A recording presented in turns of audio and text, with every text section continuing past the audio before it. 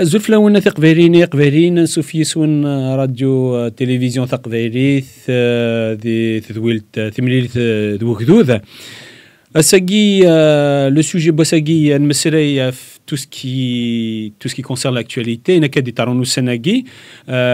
événements s'accélèrent, il y a un chamboulement sur l'ordre géopolitique mondial et donc il y a forcément un impact à l'Algérie et donc la Kabylie. Assagin, donc, nous comme invité Zidane, Azul Zidane. الزول ربح الزول قبايليين تقبايليين عندما دي ثمورت ذو قماضال ثنميرت كيف هذا عرضك وسي ثنميرت وسي وقديس كان سفرت ماشينين ثنميرت donc Zidane donc il y a un changement de l'ordre géopolitique mondial qui impacte et à la fois l'Algérie et bien sûr la Kabylie, mais en même temps le monde bien sûr et le clan entier. La première question, quels sont les faits marquants, les causes marquantes qui provoquent ce chamboulement à Sorek? Effectivement, hein, donc ces derniers temps, voire ces derniers mois, ces dernières années, en fait, il y a un chamboulement, il y a l'ordre international qui est en train de changer. Après la chute du mur de Berlin et l'effondrement de l'Union soviétique, il y a eu l'hégémonie donc du clan occidental, hein, de l'Occident, à savoir les États-Unis en première, et puis l'Europe, disons, hein, donc l'Occident. Et sur Radaran, après, bon, il y a la Russie, il y a les autres, en fait, ils se sont un petit peu humiliés, hein, quelque part. Par exemple, la Russie, suite à l'effondrement, parce que Poutine, depuis lors, il a toujours voulu rétablir la puissance soviétique, et aussi à la Chine. Donc actuellement, on assiste un petit peu avec tout ce qui se passe, toutes les crises qui se passent un peu partout dans le monde, dont l'Algérie d'ailleurs. En fait, s'ils essayent, les trois principales puissances, donc les États-Unis, la Chine, l'Union soviétique, et à un degré moindre, donc l'Europe, ils essayent de rétablir un équilibre. C'est ce qu'on appelle, au lieu de parler d'unilatéralisme américain, on parle du multilatéralisme. Et ça veut dire, donc, ils veulent rétablir un peu soit l'Ouest et l'Est, il y a aussi ce qu'on appelle le Sud global. Donc, ils veulent rétablir un peu, que ce soit un monde où les puissances multilatérales. Donc, on a l'Occident, donc sous la direction des États-Unis. Il y a l'Est sous la direction donc de la Russie, et puis le Sud global sous la direction de la Chine. Donc, voilà, c'est toute ces tensions, ces conflits qui existent en ça. Donc, c'est ce qui fait qu'il y a pas mal de crises un peu partout. Par exemple, l'invasion de l'Ukraine, la guerre au Gaza, ce qui se passe au Sahel, ce qui se passe au Soudan, ce qui se passe à Taïwan. Parce que aussi, quand on parle de Taïwan, les gens, en fait, ils ne font pas attention à ça. Mais c'est l'un des plus grands enjeux qui vont venir. Voilà, parce que la Chine veut reprendre le contrôle de Taïwan et l'Occident, le monde entier, ne va pas laisser faire ça. Donc c'est un petit peu une humiliation pour la Chine et c'est un risque existentiel pour l'Occident. Parce qu'il faut savoir que, mais si à Seguin qui qu'on parle ensemble là, en gros partie les moyens que nous utilisons, les ordinateurs que nous utilisons, les portables que nous utilisons, tout ça, donc ça vient des circuits intégrés. Et 70% des circuits, donc des semi-conducteurs, ce qu'on appelle des circuits intégrés, proviennent de Taïwan. Et donc, c'est l'un des enjeux majeurs et qui vont venir plus tard. Et donc, voilà en gros ce qui se joue actuellement. Donc, il y a la Chine, il veut reprendre sa puissance. Il veut disputer l'hégémonie internationale, mondiale par rapport aux États-Unis. Il y a la Russie, donc avec Poutine. La Russie, il a perdu beaucoup il n'est plus quasiment une puissance. Il reste une puissance militaire, mais il n'est pas une puissance économique. Donc, il est en train de souffrir. Et aussi les États-Unis qui veulent donc défendre son carré habituel. C'est elle le gendarme. Il veut rester le gendarme du monde. D'ailleurs, si vous suivez un peu l'actualité, ils veulent reprendre Groenland. Et ça, c'est aussi un enjeu énorme. Hein, donc déjà, ils sont en train de grignoter sur l'Europe, hein, parce que le Groenland il est sous contrôle de Danemark. Voilà. Et voilà, donc ces chamboulements, donc il y a forcément un impact sur l'Algérie, parce que l'Algérie qui a l'habitude jusqu'à aujourd'hui donc être sous l'aile, donc en fait l'Algérie, on l'a déjà, nous avons parlé beaucoup, il est militairement, il est sous l'aile soviétique, hein, ou bien russe, économiquement il est sous l'aile donc de l'Occident, en majorité, hein, je veux dire, un grand pourcentage, et culturellement, idéologiquement, il est sous l'aile du Moyen-Orient. Donc, on peut dire l'Arabie Saoudite, la Turquie, les Émirats, le Qatar. Donc, malheureusement, l'Algérie actuellement n'a pas une souveraineté. Elle est une souveraineté comme ça, populiste. Voilà. Mais, en réalité, d'ailleurs, c'est ça, les problèmes majeurs de l'Algérie, parce qu'il n'a pas une souveraineté, ni culturelle, ni identitaire, ni économique, ni militaire, ni rien. Donc, et se retrouve donc malmené entre ces différentes puissances. Parce que la Chine lui revendique, le Moyen-Orient revendique, la Russie revendique et l'Occident revendique. Donc, c'est pour ça. C'est un mot qui est extrêmement important. Elle est malmenée. Est-ce que c'est pas elle qui joue plutôt à la provocation? Elle est provoquée par d'autres puissances? Quand on n'a pas de souveraineté, en fait, tout le discours de l'Algérie, il est pour consommation domestique.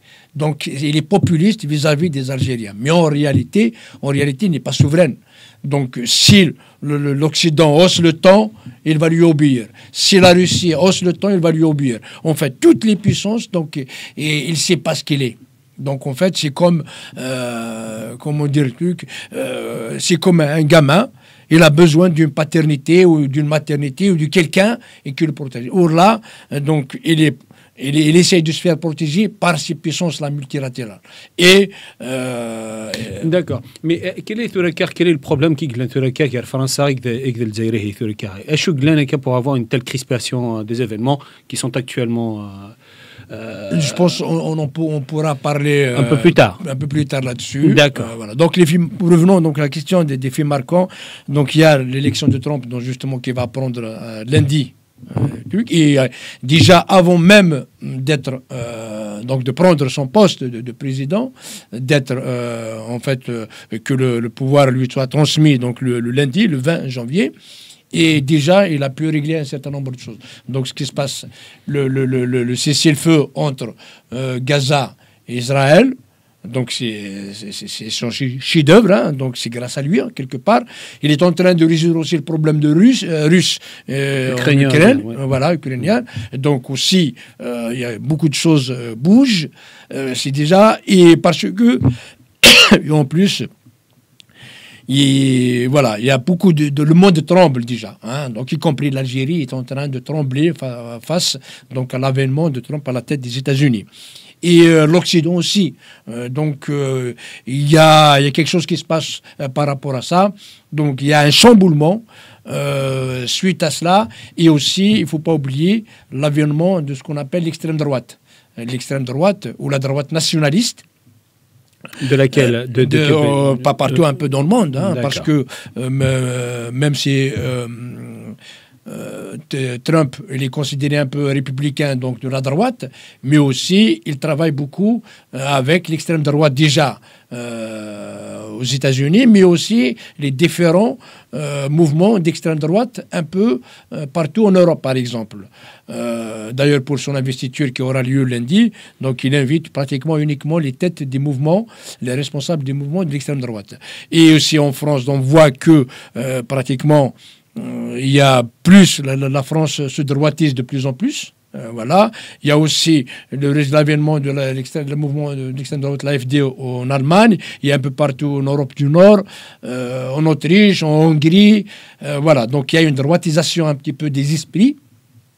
pour ne pas dire l'extrême droitisation, bon, nous qu'on appelle de la droite nationaliste, si on ose dire. Voilà. Et tout ça, c'est du chamboulement pour un nouvel ordre mondial géopolitique international qui va venir. Et en ce qui concerne, avec l'arrivée de Trump, en ce qui concerne l'Algérie et la Kabylie, quels seront l'impact sur ces deux pays, l'Algérie et la Kabylie? Ces derniers jours, donc je pense il y a avant-hier, ces derniers jours, nous avons vu en fait ceux qui vont être nommés, les responsables qui vont être nommés. J'ai pas retenu le nom des personnes donc qui vont faire partie du gouvernement donc de Trump. Il y avait un représentant. Il parle déjà de classer le Polisario en tant que mouvement terroriste, organisation terroriste. Et aussi, on a entendu parler un autre aussi, ils disent que, des responsables donc américains, ils disent qu'il y a en Afrique du Nord, qu'il y a un changement d'attitude vis-à-vis des accords Abraham. Donc je ne peux pas le confirmer. C'est-à-dire je ne peux pas le confirmer, mais il paraît que, donc ça prendre au conditionnel avec des pincettes, mais beaucoup de responsables de médias commencent à en parler, c'est que même l'Algérie, donc, est en train de négocier avec Trump, au conditionnel encore, ce n'est pas une confirmation, est en train de négocier avec Trump au sujet de son positionnement par rapport à Israël. Donc, il est prêt, donc l'Algérie, il est prêt à reconnaître Israël. Il est prêt à normaliser, dans le cadre des accords d'Abraham, avec Israël. Mais la seule condition, en fait, l'Algérie persiste, il veut qu'on ne touche pas au Polisario. Donc, ils ne veulent pas que les États-Unis touchent et classent le Polisario en tant que mouvement terroriste. Parce que c'est la fin. Voilà. Et on va revenir pourquoi par rapport à ça. Déjà, c'est un changement majeur. Donc, le fait c'est énorme quand même. C'est énorme. C'est énorme. Voilà. Depuis sa création, Juifs, Israël, on est prêt à nous rendre de collègues d'Israël. Et le Polisario. Et ça, c'est quand même énorme. Ouais. Voilà. Et donc, sachant qu'ils ont mis quand même toute une population, tout un peuple contre un autre peuple. Ouais. Juste pour des intérêts politiques. Exactement. Donc là, ils sont prêts. Donc même quand on dit avec le Polisario, en fait, ils ne veulent pas être humiliés parce que c'est leur fonds de commerce depuis 75, à 63, 75, avec le Polisario. Donc c'est un fonds de commerce du régime algérien pour embêter, enquiquiner un petit peu le Maroc. Et là, maintenant, ce qu'ils demandent à Trump, donc à l'administration Trump, ils disent, en fait, il faut la laisser pour qu'il soit débattu par l'ONU. Donc, il ne pas... ça veut dire qu'il faut laisser un peu le processus onusien de l'autodétermination ou un truc comme ça. Voilà. D'accord. Juste une petite parenthèse, mais cette question du Polisario n'a pas été réglée, sous Bouteflika? Bouteflika s'est éloigné quand même du Polisario à un moment donné. Oui, effectivement. D'ailleurs, même de l'aveu de Tebboune, qui a dit que la question du Polisario a été enterrée. Donc, quelque part, Tebboune, il l'a déterré, il l'a ravivé, ça, parce que, bon, Tebboune, c'est un populiste. D'ailleurs, c'est un discours de voyou, c'est un discours de rue. Voilà, on a vu ces dernières déclarations, mais tout le monde en rigole. D'ailleurs, il a perdu, c'est lui qui, déjà, on en parlera peut-être probablement plus tard, mais de la descente en enfer, si tu veux, de l'Algérie. Voilà. D'accord. Et voilà, donc il y a ça qui va jouer. Donc on a dit la classification le Polisario en tant que mouvement terroriste. Et donc ça, c'est un peu l'un des piliers de l'Algérie, l'existentiel de l'Algérie. Il y a aussi, donc, l'Algérie veut encore reconnaître Israël. Ça veut dire qu'il y aura un changement vis-à-vis de Palestine. Parce que, je ne sais pas donc si vous êtes... trahison de la Palestine, quelque part. Palestine. Et aussi parce qu'un responsable de Palestine vient de reconnaître la marocanité du Sahara. Voilà. Ça vient d'avoir lieu. Donc, c'est pour ça que l'avènement de Trump, là, est en train de chambouler tout. Donc, il y a même Fatah. Un responsable politique palestinien de Fatah, l'organisation de l'OLP, hein, Fatah. Voilà. Qui est actuellement au pouvoir, officiellement au pouvoir, non? Ah oui, c'est un responsable. Vient de reconnaître la marocanité du Sahara occidental. Voilà.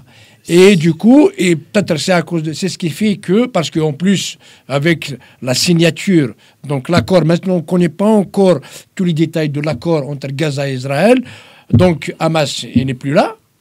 Et Hamas était l'un des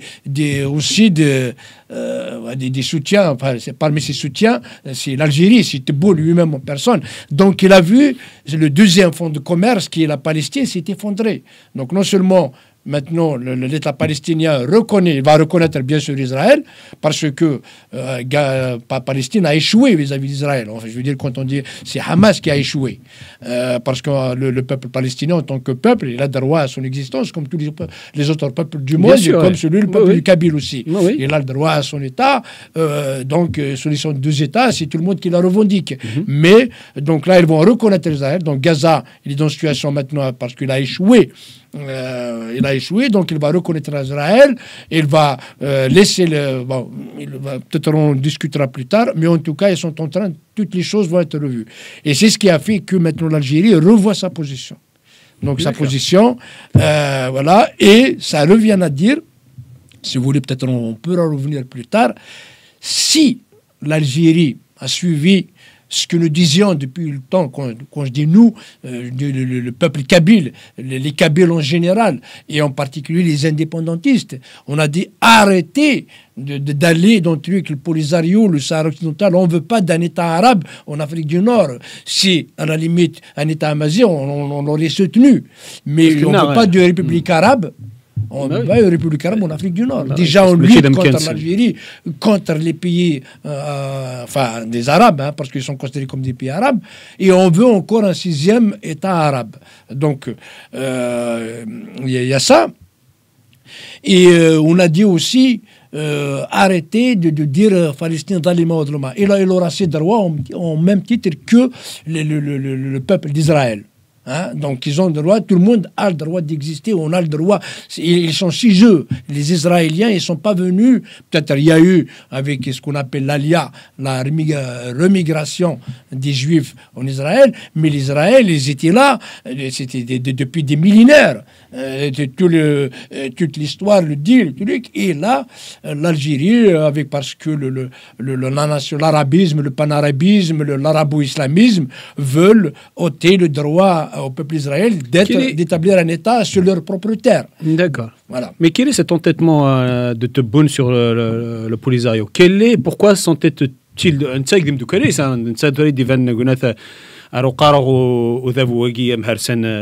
mais pourquoi s'entête-t-il qu'il va absolument des Sven le Polisario? Est-ce que c'est pour juste la frontière, avoir l'accès au Pacifique, mettre de l'influence encore géopolitique sur l'ensemble du territoire? Il y a d'autres raisons, à ton avis, Chini? Écoute, ça, la position, déjà on l'a dit plusieurs fois, la position de l'Algérie vis-à-vis du Polisario, c'est une position absurde. Il n'a aucun fondement, et pour ceux, il n'a aucun fondement. En fait, l'Algérie, et il utilise ce qu'on appelle une stratégie de c'est la faute aux autres. C'est tout le temps, c'est la faute aux autres. Pour masquer CG5, parce qu'il n'est pas capable de bâtir un État. D'ailleurs, il n'y a pas d'État. L'Algérie, pour nous, c'est effondré. Ça fait longtemps qu'on disait ça. Il n'a pas d'État et c'est toujours la faute aux autres. Donc, c'est la faute. Déjà, il a l'ennemi éternel qui est la Kabylie. Hein, son ennemi éternel, et aussi donc le Maroc, Israël, l'Occident, la France, en fait, tout le monde pour masquer CG5 parce qu'il n'est pas capable, de bâtir son État et Et il a besoin des ennemis internes et externes. En interne, ils sont définis, c'est les Amazirs et les Kabyles en particulier. À l'étranger, c'est le Maroc, la France, voilà, tout ce qu'on veut. Et pour encoquiner, donc pour garder cette animosité contre le Maroc, parce qu'avec le Maroc, et s'il a besoin de l'accès atlantique, il peut élaborer des relations. Et en plus, il a l'accès à la Méditerranée. Il a l'accès à la Méditerranée. Et voilà, la Méditerranée, il a accès à l'Atlantique. Oui, Voilà, il peut bâtir des relations amicales, privilégiées, amicales, voilà, avec le Maroc. Et le Maroc n'en demande que ça. On ne demande que ça, il n'est pas là, au contraire. Il a besoin, donc il fait un marché commun, comme en Europe. En Europe, tu pars de l'Espagne jusqu'à pratiquement Pologne, et c'est presque un même pays, donc personne ne t'arrête. Et ils peuvent faire pareil avec le Maroc. Mais, parce que le Maroc, en fait, donc c'est ça, il a un complexe, donc il a besoin d'un ennemi externe. C'est la seule explication. Avant, c'était l'Asie française, après Israël, après... Voilà. Après le Maroc, sans compter bien sûr à travers les décennies l'ennemi de l'intérieur d'ailleurs. Effectivement, oui. Voilà, donc il n'a aucun fondement. Et il a besoin d'un ennemi, voilà. Et pour ce qui est devenu avec, en utilisant les médias, en utilisant l'école, la falsification d'histoire, l'islamisme, le panarabisme, le ba'thisme, tout ça a fait que l'Algérie est entrée dans un sens interdit de l'histoire. Donc ils sont l'autoroute, tu vas prendre le sens inverse. Mais normal, le sens normal, l'Algérie il est bizarre et il a décidé depuis que Ben Belaïd Fitna Boumdien a déclaré que l'Algérie est arabe. Voilà, depuis ce jour-là, il y a l'autoroute en sens inverse de l'histoire. Et voilà. C'est l'effondrement. Donc à un moment donné, c'est ce qui se passe. Donc on assiste à l'effondrement de l'État algérien. Voilà, parce que il est parti dans un mauvais sens de l'histoire. Ouais. Est-ce que avec des Nirfelar, peut-être, faut pas trop généraliser, mais est-ce que que ce soit le régime algérien, l'Algérie tout entière, est-ce qu'elle n'est pas schizophrène quelque part? Alors, du fait qu'une fois elle se tourne vers des mondes arabes, en même temps elle est amazigh, mais en même temps avec une idéologie arabe, donc un sens interdit, il n'y a qu'un phénomène de schizophrénie, de maladie mentale qui peut expliquer l'incohérence. Est-ce qu'elle n'est pas dans ce cas-là d'un problème de schizophrénique voilà, mais c'est ça. Mais c'est là, donc ça date pas de maintenant, ça date depuis 1962 et ça s'accumule. Donc effectivement, l'Algérie ne sait pas ce qu'elle est. Même maintenant le Moyen-Orient, donc les pays arabes, ils sont en train de s'émanciper, ils sont en train de se développer, ils sont en train déjà de revoir un petit peu leur fondement. L'Algérie, il insiste sur ce qui marche plus. Donc l'arabo-islamisme, ça ne marche pas. Donc si on n'applique pas les valeurs universelles, en fait, si l'Algérie, par exemple, il se positionne à côté de la Chine, à côté de la Russie, disons l'Azerbaïdjan, le truc, on peut probablement expliquer le positionnement qui est absurde parce que il va être il va être protégé avec la Russie, il va être protégé avec la Chine, avec des dictatures. Mais donc il est en terrain, il se soutient un peu de la partie occidentale. Donc de ça, il ne peut pas être protégé par la Russie. Si les choses sont venimes, il ne peut pas être protégé par la Russie. D'ailleurs, il est abonné par la Russie. Il ne peut pas être protégé par la Chine parce qu'il est à une heure de vol de l'Occident. Et du coup, donc, physiquement, il est à l'Occident, mais idéologiquement, il est soit dans ce qu'on appelle le Sud global, bon, ça, le Moyen-Orient, l'Orient, le Moyen-Orient, etc. Ou bien l'Est. Donc, il a choisi un peu le camp des dictatures. Et elle, pourquoi une dictature. Parce que déjà le peuple qui le compose, dans les peuples berbères, les peuples kabyles en majorité, parce que quand même nous sommes un peuple de 12 millions, 13 millions de peuples, et nous sommes contre ce qui se passe en Algérie. Et maintenant ils savent que l'Algérie, s'ils rentrent en conflit avec n'importe quelle puissance, les Kabyles ne vont pas soutenir l'Algérie. parce qu'ils se sont fait avoir. La Kabylie s'est fait avoir. Et là, maintenant, il y a un éveil de conscience en Kabylie, même si maintenant, avec le climat de terreur, le climat de peur qui s'est installé, mais demain, si jamais il se passe quoi que ce soit avec l'Algérie, la Kabylie ne prendra pas part. Donc, la Kabylie, c'est مرتقبة ثاني فان تصي كاس سميت de couille hein تصي خاص تسوسم توركا parce que ثان le régime militaire mafieux qui ça les armes on subit donc مذنير كل قذن ثان نزراغ القبائل فغان تيمون l'indépendance de la Kabylie et فغان هذه روح كل régime qui est-ce que les Algériens aussi penses-tu que بدنا تساكن نتفاقن مازال تصنع ton avis quel est ce sentiment parce qu'un petit sur les réseaux sociaux il y a quelques mouvements il y a quelques trucs. Oui, justement. Quelle est ta vision sur ça? Là-dessus, en fait, quand on voit d'ailleurs les derniers jours, ça on l'a pu montrer, en fait, si on voit des soutiens sur les réseaux sociaux, hein, ils sont beaucoup plus pro-régime. Donc c'est le régime qui les finance. D'ailleurs, il y a même une reconnaissance du ministre. En fait, ça c'est un grand sujet en fait. On peut parler, on peut donc juste résumer. On voit que par exemple, tous ceux qui prêchent la parole ou qui soutiennent Tebboune, ils sont des influenceurs financés par le régime algérien et il y a toute une place. Donc, ils ont mis des réseaux pour soutenir Tebboune et déstabiliser un petit peu les opposants, les Kabyles, qui voilà. Donc les indépendantistes, voilà, ils utilisent la mosquée de Paris, toutes les mosquées, tu vois. Ils utilisent aussi ce qu'on appelle l'amitié France-Algérie, et ils utilisent quelques élus. Donc ils ont infiltré en fait, il faut un entrisme politique, donc plutôt plus donc de gauche. Voilà, il y a des élus et ils sont en train quand même, et c'est grave hein, parce qu'ils ne défendent pas l'intérêt de la France. Alors ils sont élus pour défendre les intérêts de la France et voilà, ils sont utilisés pour défendre les intérêts, mais donc il y a tout un réseau qui s'installe et il y a même des ministres du Tebboune qui ont dit qu'il faut financer ces influenceurs, ou ces influenceurs entre guillemets, parce que c'est un gros mot, parce que la plupart ils n'ont pas trouvé d'intellectuels pour le faire, donc ils font utiliser par des repris de justice, par des voyous, par des délinquants qui ont donné 2-3 sous pour dire vive Tebboune, Amit Tebboune ou un truc comme ça. Effectivement. Donc, oui, on va revenir à la crispation entre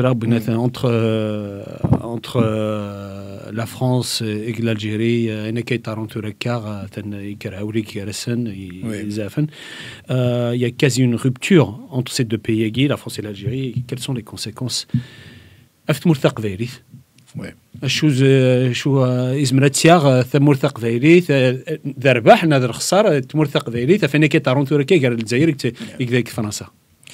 Bon, donc quand même entre l'Algérie et la France, c'est des rapports, enfin ça de l'aveu de tout le monde, hein, donc même des responsables français, de l'aveu en fait, pour eux les rapports qu'ils ont avec l'Algérie, ils l'ont avec aucun pays dans le monde. Donc c'est un peu des relations à part. Voilà. Pour eux, c'est à la fois une politique étrangère et une politique intérieure. Voilà. Donc il y a quand même, de l'aveu de tout le monde, à peu près 10% donc des citoyens français ou des résidents ici en France, entre résidents et citoyens français, ils ont un rapport avec l'Algérie. 10%, c'est pas rien. Donc ça veut dire l'Algérie, la France, il a 67 millions, je pense, cette année. 67 millions. Donc 10%, donc c'est environ à peu près presque 7 millions. Presque 7 millions. Presque 7 millions. Donc des citoyens, ils ont un rapport avec l'Algérie. Et après, il y a différents. Il y a ceux de première génération, deuxième génération, il y a des pieds noirs, il y a des harkis, il y a des nouveaux arrivants, donc il y a du tout dans les 7 millions. Et ça, donc c'est pour ça que la politique algérienne de France, elle est considérée comme une politique intérieure. Et aussi, comme c'est un pays supposé être souverain, donc l'Algérie, donc ils sont obligés de le traiter aussi comme un pays étranger. Donc c'est pour ça qu'il y a un flou. Mais il y a aussi des la intérêts France. économiques, Nakhaté. Hein? Il y a aussi des intérêts économiques. Il n'y a pas. Voilà. Voilà. Et donc, c'est pour ça que la France, donc, avant de dire quoi que ce soit sur l'Algérie, donc, ils réfléchissent à deux fois, quoi. Donc. Mais il y a aussi la culpabilité de l'histoire. Donc, en fait, pour eux, jusqu'à maintenant, ils ne veulent pas sortir de cette colonisation. Il y a 132 ans de colonisation. Voilà, donc ils ont un état d'âme, un truc comme ça, une culpabilité. Surfer Dina Dagui, tu soulèves quelque chose qui est extrêmement important. Est-ce que de la colonisation, ou est-ce que la France qui a un phénomène de culpabilité? Le Zaïre, quand même, elle insiste pour répéter comme quoi ils ont été colonisés. Donc, Adawam Harsan, il rêve, il joue avec ces actions, ce fait d'histoire. Et Wakna Dini, Amakin Mazarik, nous colonisés. La colonisation. Exactement. Donc, qui est colonisé, qui n'est pas colonisé, qui est qui? Justement, le pouvoir algérien joue sur ça. Sur cette culpabilité. Chaque fois, comme on a dit tout à l'heure, c'est la projection, c'est la faute aux autres. Et parmi ces autres, il y a la France. Donc, en fait, il ne peut pas garder, parce qu'il a besoin de dire, voilà, moi, j'arrive pas. Il ne peut pas dire, moi, j'arrive pas à faire, j'arrive pas à établir un État, quand même, depuis 62 ans. Par exemple, la Corée du Sud ou le Japon. Le Japon, il est de la bombe Hiroshima. Donc, depuis qu'il a été rasé, hein, tu vois, il a mis 30 ans pour devenir une deuxième puissance mondiale. Bon, elle n'est plus maintenant une deuxième puissance, mais il a mis 30 ans pour devenir une deuxième puissance économique dans le monde. Son armée, son truc, parce qu'ils interdit, voilà, comme faisant partie de l'axe qui ont échoué pendant la Deuxième Guerre mondiale. Donc, quand même, ils ont mis 30 ans pour devenir une puissance. L'Algérie, là, donc maintenant, ils sont plus de 60 ans, ils sont incapables de bâtir un État. Et pour masquer ce GIEC, donc il ne peut pas dire on ne peut pas, le truc machin, et là, donc c'est la faute à la France. Donc ils ont besoin toujours de rester dans cette... fautif. De cette fautif, comme quoi tout ce qui nous arrive, c'est la France. Donc attiser la haine, attiser l'animosité pour dire il faut y croire au peuple algérien, comme quoi si nous sommes dans cette situation, c'est à cause de la France. Voilà. Et donc, c'est pour ça que l'Algérie ne veut pas sortir de là. Il faut reconnaître ceci, il faut faire ça, il faut faire... par contre, pour dire toujours que l'Algérie, il a beaucoup à apprendre sur des positions kabyles, parce que nous sommes un peuple pragmatique. Nous, c'est la pragmatie. Nous, en tant que Kabyles, nous l'avons dit plusieurs fois, on ne demande pas à la France de reconnaître le truc. Ça y est, il est sorti. Maintenant, préparons l'avenir. Donc, nous, on regarde l'avenir. On ne regarde jamais le passé. Bien sûr, on n'oublie pas le passé. Mais on ne va pas faire toute une carrière, on va parler de ce qui s'est passé. On ne va pas vivre dans voilà, ce qui s'est passé, c'est passé. Voilà, il faut faire en sorte que ce qui s'est passé ne va plus se passer. Donc, il faut bâtir l'avenir, il faut bâtir. Nous croyons peut-être tout ce qu'on... D'ailleurs, on l'a dit à plusieurs reprises, c'est que à la France, de finaliser la décolonisation. La Kabylie, ça c'est la Kabylie, elle demande de terminer la décolonisation. Parce que si l'Algérie est décolonisée, la Kabylie est encore colonisée. Donc la Kabylie, nous sommes restés encore. Donc c'est ce qu'on dit plusieurs fois. Oui. Donc la France, quand il était rentrée, il a colonisé l'Algérie, mais la donc de 1830 jusqu'à 1857, donc 27 ans après, pour coloniser la Kabylie. Ils l'ont annexé à l'Algérie. Donc, c'est le seul truc. Donc, en fait, terminer la décolonisation. Si vous avez donné l'indépendance à l'Algérie, il faut donner l'indépendance à la Kabylie. C'est tout ce qu'on demande. Donc, on ne demande rien d'autre à la France et on est prêt à bâtir. D'ailleurs, nous sommes pour les valeurs universelles, nous sommes pour la démocratie, nous sommes tout ça. Donc, mais tout ce qu'on demande, c'est rétablir. Parce que si la France n'a pas annexé la Kabylie, aujourd'hui on serait indépendant et on ne posera pas toujours de problème. Donc c'est de terminer la décolonisation. Parce qu'actuellement la Kabylie est toujours colonisée par l'Algérie et ça, la France les a aidés. Donc nous, c'est tout ce qu'on demande. La seule demande que la Kabylie formule, c'est de terminer la décolonisation, finaliser le processus de décolonisation de l'Algérie. Pour envisager un avenir serein. Voilà. Et la Kabylie, c'est un pays à part, c'est un peuple à part. Donc nous avons tous les ingrédients, on a les attributs nécessaires pour avoir notre propre État libre et indépendant et avoir un siège aux Nations Unies. Donc tout ce qu'on demande de l'Occident ou du monde entier, c'est de redonner, donc de terminer le processus de décolonisation, donc de redonner à la Kabylie son droit à l'autodétermination et voilà, et son indépendance. Voilà, c'est tout ce qu'on demande. On ne demande pas de reconnaître les crimes. Ils nous ont, parce que le Kenya on était fort, on aurait pu les empêcher. On a été battu, voilà, on a été battu. Mais on n'a jamais signé, on n'a jamais dit que, on n'a jamais capitulé. On n'a jamais capitulé. Personne, aucun Kabyle n'a signé un traité de capitulation. Capitulation avec les Turcs quand ils ont vendu en 1830 l'Algérie, avec les accords de Tefna avec Emir Abdelkader. Aucun Kabyle, la Kabylie n'a jamais signé. Donc il a été battu, voilà, parce que c'est des puissances asymétriques. Voilà. D'accord, ok. Donc pour dire, peut-être on est sorti un peu du sujet, c'était quoi exactement C'était la crispation qu'il y a entre l'Algérie et la France. Oui. Quelles sont les conséquences les conséquences pour la Kabylie, tout simplement? Oui, voilà. Donc, pour arriver à ça, c'est que ça fait longtemps, nous connaissons la France, attention, regardez ce qui se passe en Kabylie. Ça fait longtemps qu'on a alerté, pas uniquement la France, mais moi-même, je l'ai fait à plusieurs reprises. Hein. Donc, j'ai eu des correspondances avec le Parlement français, avec même Macron, avec la présidence, avec les différents ministres. Nous avons vu des sénateurs, nous avons vu du Parlement. À chaque fois, on a alerté. Mais ils savent. Parce qu'il ne faut pas dire que, attention, voilà, on n'a pas fait. Notre travail a été fait. Alerter la communauté internationale, nous l'avons fait, pas uniquement en France, un peu partout dans le monde. Nous alertons, même aujourd'hui, nous continuons à alerter.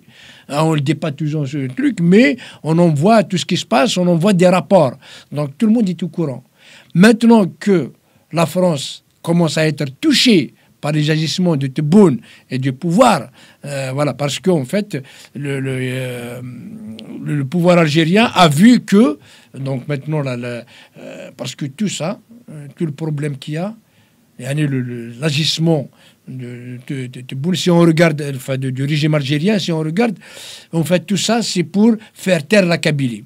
Tous les problèmes de l'Algérie actuellement, c'est les agissements de Tebboune et compagnie et son régime pour faire taire la Kabylie. Donc il y a eu le Hirak, il y a eu le génocide kabyle, il y a eu tout ce qui s'est passé. Et l'emprisonnement, le découpage administratif. Le découpage, tout ça, pour faire taire la Kabylie. Et donc, ou bien pour l'Algérie, pour défendre son panarabisme, son islamisme, son idéologie. Nous, comme on ne laisse pas faire, donc ils veulent nous liquider. Ils veulent éteindre l'extinction donc de l'identité kabyle, l'identité gamazigh en général. Donc ils veulent que l'Algérie soit arabo-islamique et point barre. Et tout ça, donc ça a fait que, puisque l'Algérie veut faire taire ça, il s'est mis dans ce sens interdit de l'histoire, les choses ça s'accumule jusqu'aujourd'hui qu'ils sont arrivés à un moment donné pour travailler avec des prisonniers, pour travailler avec des voyous, pour déstabiliser la France, parce que, comme ils ont fait, installer un climat de terreur, et les opposants donc, qui se trouvent à l'Occident, en Occident, soit au Canada, aux États-Unis ou en France. Et donc, il faut attaquer la France. Et comme ils n'ont pas pu nous taire, ils n'ont pas pu nous faire taire. Et donc, ils veulent déstabiliser un peu la France, le régime algérien, enfin, les institutions françaises. Et là, la France, un petit peu, il s'est réveillée. Il commence à réveiller. On n'a pas dit... En fait, il commence à réagir. Il commence à réagir. Pourquoi n'a-t-il pas réagi auparavant? Parce qu'il y a eu des précédents, il y a eu énormément de choses. Il fallait. Pourquoi ils n'ont pas bougé? Parmi ceux qui se sont menacés. Voilà, exactement. Parce qu'ils ont senti qu'ils sont en train de déstabiliser gravement, parce que quand même il y a 6 millions, 7 millions. Bon, les Kabyles, l'Algérie, même un Kabyle, même, il ne va pas le dire. Même si nous avons quelques Kabyles de service, qui prêchent le truc, c'est comme dans tous les pays du monde. C'est comme dans tous les pays du monde. Il y a toujours des traîtres à la nation dans lesquels ils sont. on compte à peu près 2 millions de Kabyles ici en France. 4 millions sur Zidane, c'est des chiffres officiels dites par Bouteflika lorsqu'il est venu. Il y a à peu près 6 millions d'Algériens. Tant mieux. Et la grande majorité, c'est moi qui en dis ça, la grande majorité de la vague d'immigration de l'Qbaïr et du Sénégal, elle ne migre pas, entre parenthèses, de l'Qbaïr, et donc, par conséquence, descendant et ascendant, on est à peu près dans un peu plus de 4 millions. Et voilà. Et donc, ils ont vu, bon, quand même, l'islamisme, la grande mosquée de Paris, les élus, ils ont commencé aussi à voir, quand même, il y a pas mal de banlieues, voilà, des jeunes de banlieue, chaque fois même Tebboune l'a attisé, voilà, donc ils ont vu ça, ils sentent que c'est devenu grave. Maintenant, tout le monde, avant, ils savent, mais ils ne le disent pas. Maintenant, ils le disent. Maintenant, on voit toutes les chaînes, voilà, et ils ont compris que l'Algérie est en train de déstabiliser la France. Il est en train de menacer donc la France avec quoi? Avec sa diaspora. J'espère que, pas parce que, comme on dit, nous on a discuté avec eux, ils le savent. Mais là maintenant, ils sentent que comme quoi c'est arrivé, ils commencent à réagir, donc les médias commencent à parler, le Parlement commence à parler, les ministres, le gouvernement commencent à parler, voilà, ils commencent à donner raison aux Kabyles maintenant, et attention, ils ont fait ça aux Kabyles, ils sont en train de réprimer les Kabyles, parce qu'on les a laissés faire sur la Kabylie, parce qu'à un moment donné, même nous avons toujours reproché enfin le comportement de la France vis-à-vis de l'Algérie. On a dit comment ils ne soulèvent pas les droits de l'homme. Parce que ce n'est pas uniquement la France, pratiquement même l'Occident. Quand Zik, il parlait des droits de l'homme. Tu vois, ils vont payer sans parler des droits de l'homme. Donc, je peux faire des affaires, des échanges économiques, machin, des intérêts économiques, mais je baisse ce truc, je ne parle pas de trucs. Et voilà, ils sont faits avec la Chine et avec l'Algérie aussi. Donc, ils ont tout laissé faire la répression de la Kabylie, la colonisation de la Kabylie. Donc, ils n'ont jamais voulu perdre parce qu'il y a des intérêts économiques, parce qu'il y a la diaspora algérienne qui se chiffre à 6-7 millions. Voilà. Et... voilà, bon, donc ils nous tolèrent un peu les opposants kabyles ici, parce que bon, Kini, j'aime pas, parce que je me sens pas opposant à l'Algérie. Moi, je suis un indépendantiste kabyle, je veux l'indépendance de la Kabylie, je suis pas intéressé, mais c'était bon, c'était Faratibou. Voilà, donc c'est l'origine, c'est aux Algériens, de défendre. Je suis pas un opposant à l'Algérie, je fais partie des révolutionnaires, je veux l'indépendance de la Kabylie. Les islamistes en Algérie, c'est leur problème, c'est à eux on lutte pour l'indépendance de la Kabylie. Et donc là maintenant, après, est-ce que comment ça va se faire? Et dans le cadre de bon, on pense, parce que c'est à confirmer, c'est au conditionnel, c'est que la France, il est en train de donner des avertissements à l'Algérie. Donc, il lui a dit, bon, maintenant, on veut plus. Donc, déjà, ils veulent sortir de cette spirale du colonialisme, de cette culpabilité du colonialisme. Et la récente il y a le patron de la DGSE, donc français. La Direction Générale de la Sûreté Extérieure. Voilà, pourquoi normalement, c'est un problème politique. Pourquoi c'est les services de renseignement, on a les services secrets à Rohan. Normalement, il y en a même le ministre des Affaires étrangères, donc Jean-Noël Barrot, je suis prêt à aller pour... donc ça veut dire qu'il y a un conflit. Pourquoi c'est les services secrets? Ça c'est grave. Les services secrets, ça c'est militaire.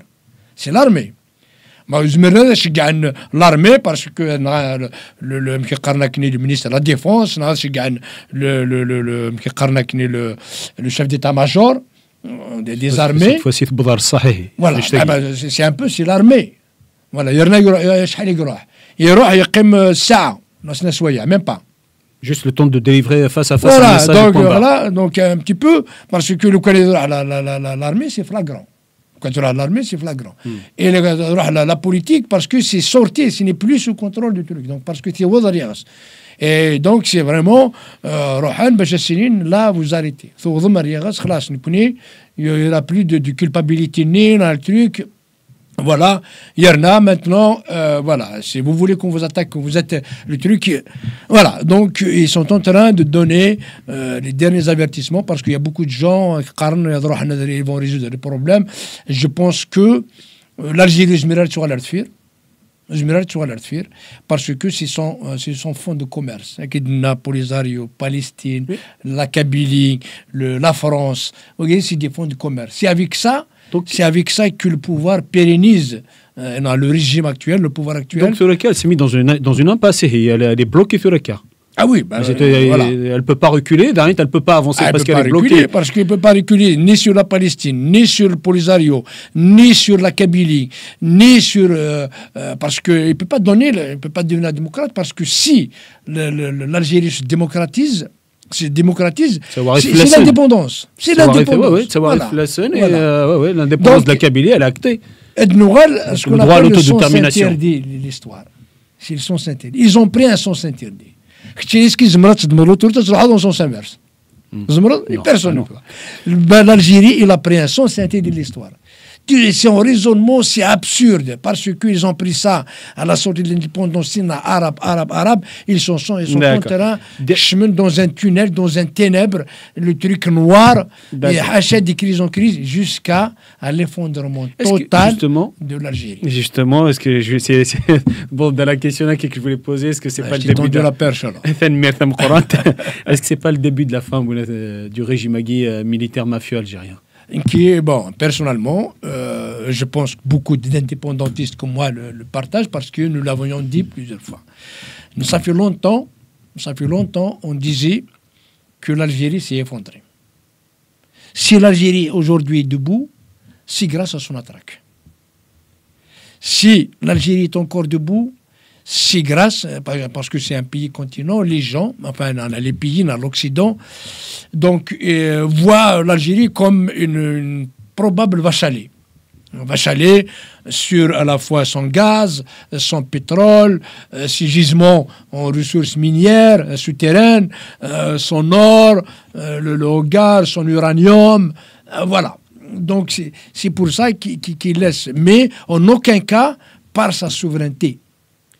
Tout le monde sait que l'Algérie n'est pas sûre de... voilà, c'est pas comme les autres puissances, parce que d'abord, quand une puissance, il défend ses intérêts. Qu'est-ce que tu as à faire à défendre les intérêts des intérêts Polisario de Palestine. Non, tu vas te mettre à dos tout un peuple, les peuples... parce que l'Algérie, le peuple voisin surtout, oui. Le Kodouar l'Algérie amazigh berbérophone, il est plus majoritaire en Algérie. Mais avec l'armée, avec le Sonatrach, le gaz et le pétrole, donc ils ont pu faire taire les peuples d'Amazigh, les Chaouis, les Touaregs, les Mozabites, les Chleuh, les Sousni, les Sinoussi, à Tlemcen, les Chénois à Tepaza, ils ont fait. Mais ils n'ont pas pu faire taire la Kabylie. Mais quand même, donc la Kabylie, comme c'est le fer de lance, donc de l'élite démocratique, pour de la démocratie, des droits. Oui, se fait avec Jackson. Et voilà. Et donc, il s'est mis à dos à la Kabylie. Parce que nous connaissions qu'on luttait pour la démocratie et parce que le sens interdit est arrivé à Séghéna, donc la Kabylie est dissidente, la Kabylie demande son indépendance. Parce qu'il y a une incohérence, il y a une incompatibilité au niveau de la culture, au niveau de la langue, au niveau de la vision, de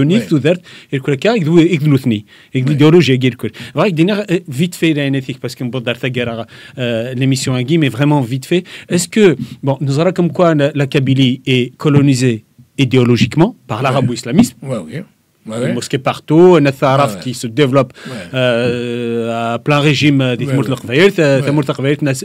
n'a jamais aussi peu parlé que depuis que l'officialisation de Mazir entre parenthèses.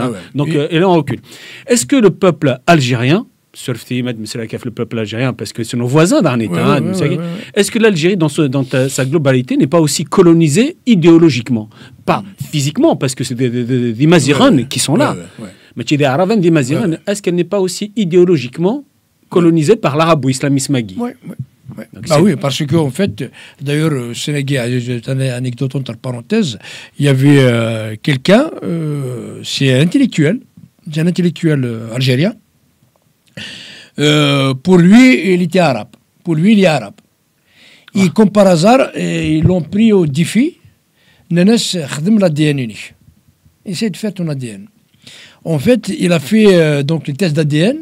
Il faut des ménis des origines berbères, donc nord-africaines, à 95%. À 95%.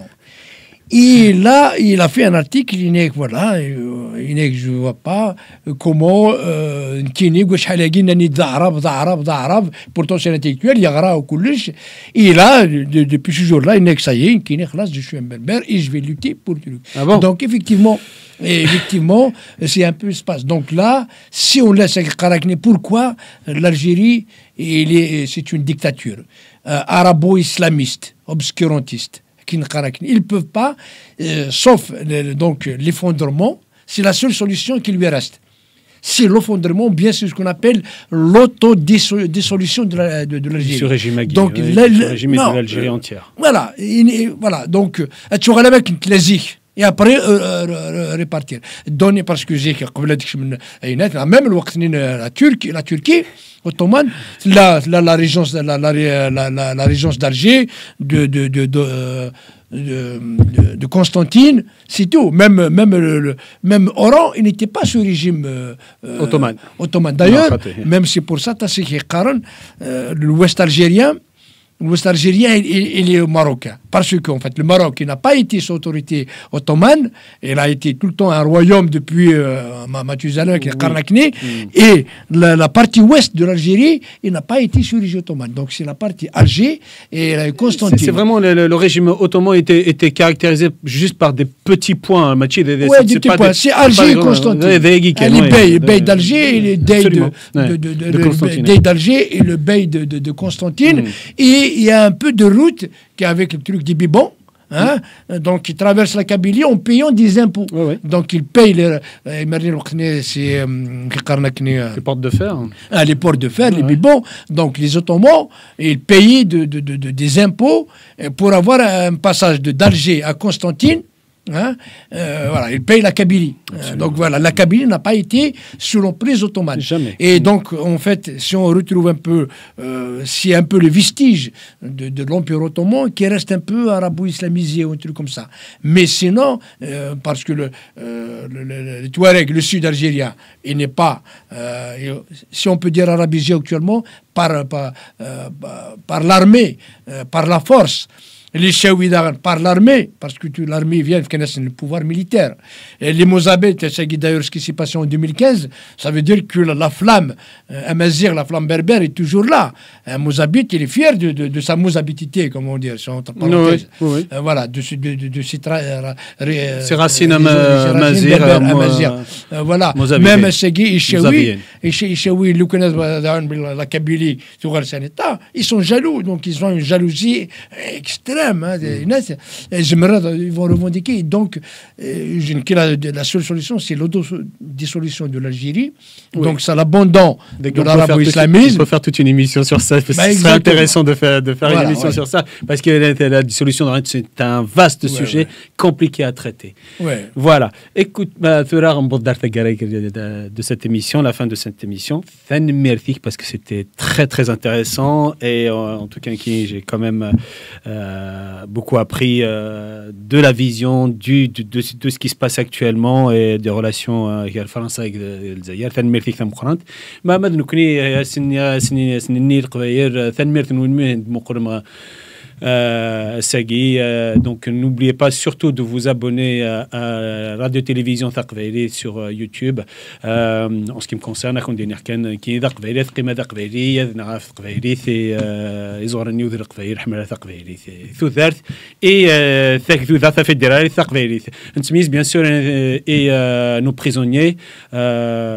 جرحوا لنا من زار دار تركيا مازال ندير الحفظ ماشي ديونا وكنا ثاني ديني باسكو كنا ديني وانا نتسوايض هكا ماشي سي با جوست دونك خير كانوا نقرا اسمه وناس نحمل كنا طاست في ثالث مثلا ماذا نكون رقبيله راسنا ثاني مير ثمقرا